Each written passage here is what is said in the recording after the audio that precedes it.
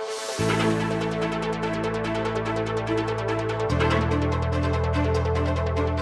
will start with the site development works. They will be relocated in a 85 hectares site in New Clark City.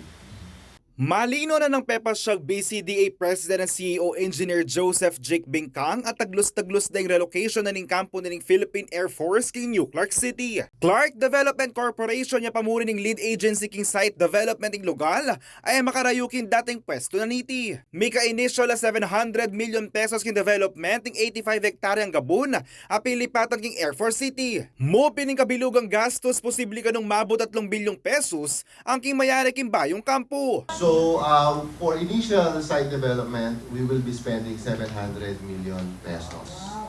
So, but the site development is the actual building, so we will be needing another 2 billion for that. So, mostly mga 3 billion pesos ito.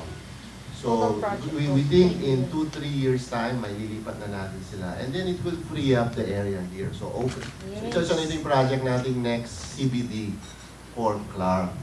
For under one Clark initiative natin. Samantala, yung 200 na hektaryang pwestong lakwan ng Air Force City kay Clark Freeport, gawan din ka ng Central Business District ang makasawag ng economic activity ng Freeport. Aparte king estado ng IT ng pamaglipat ng Air Force City, Pepasyag namuring BCDA President Bingkang na atso na laking development ng Information and Communication Technology o ICT king New Clark City. Yari na lang ding major at connecting roads, inyaing dagdag pa na muyot ka ng investors ng ICT mega infrastructure na saan magumpis ang yaning banwa. Tula akong balita na dahil kaming maragulagawan na proyekto for Clark. Ang gobyerno tamo patuloy niya suporta ng New Clark City ang entire Clark. No? When I say Clark, includes the Clark Freeport Zone, Clark Airport area, ang New Clark City. So, siyempre, ang infrastructure tuloy-tuloy la. Malapit na kaming mag-award joint venture partner, maintun tamong kapartner para keng ICT.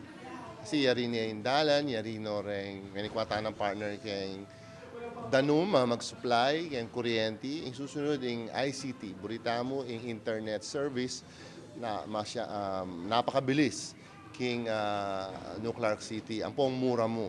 Kaya bay Paulo G. Santos, yakoy kaya kayong talasuyong ating pusong makabalen, JM De Jesus.